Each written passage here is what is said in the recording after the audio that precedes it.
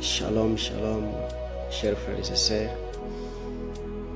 Alors que je vais de finir ma journée de travail, quelque chose m'a traversé à l'esprit et porté par l'Esprit de Dieu, je m'en vais te dire ceci. Devant une montagne, devant les difficultés, il y a deux types de personnes. La première catégorie, c'est cette catégorie qui parle de la montagne. Mais la deuxième catégorie, c'est cette catégorie qui parle à la montagne. Cela me fait penser à un couple dans l'Ancien Testament, Job et sa femme.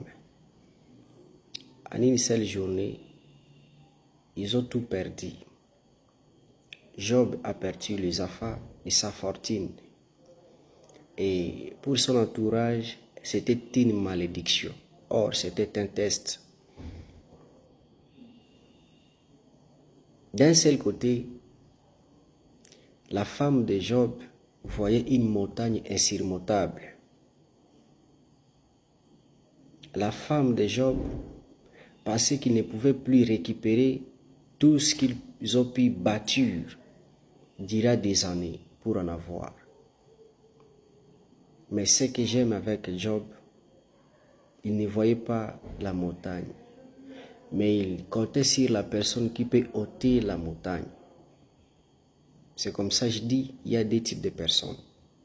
Devant une montagne, bien-aimé, ne parlez pas de la montagne. Tu sais, parler de la montagne, c'est se lamenter, aller raconter à tout le monde les moments difficiles que tu es en train de traverser. Au lieu de cela, je te conseille une chose.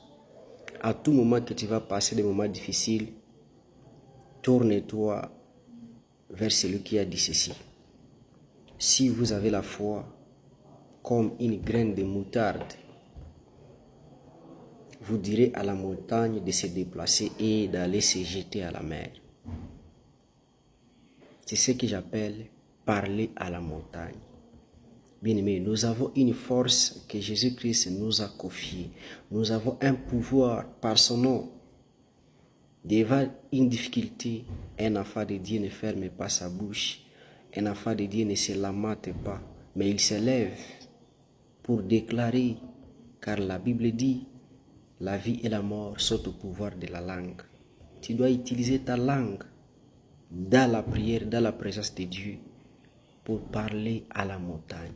Dire à la montagne, ôte-toi de mon chemin, va te jeter à la mer.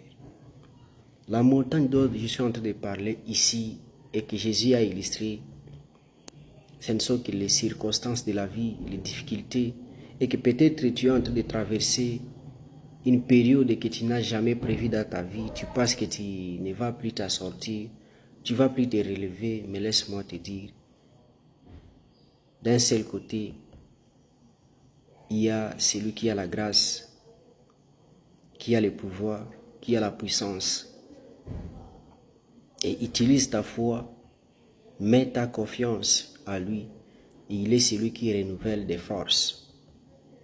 Il est celui qui renouvelle des forces. Ne parle pas de la montagne, bien-aimé, mais prends ton temps, parle à cette montagne. Dis à cette difficulté-là.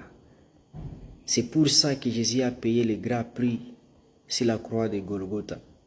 C'est par ces souffrances-là, c'est pour ou à cause de ces souffrances-là qu'il a porté la croix.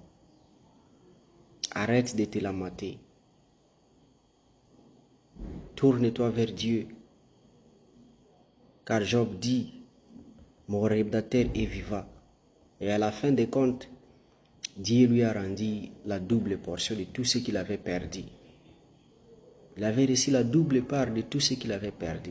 Parce qu'il avait mis sa confiance à Dieu qui lui avait donné tout cela. Ne laisse pas les circonstances freiner ta marche avec Dieu. Ne laisse pas les problèmes de la vie, les imprévus de la vie t'alourdir. Mais lève-toi et marche. Que Dieu te bénisse.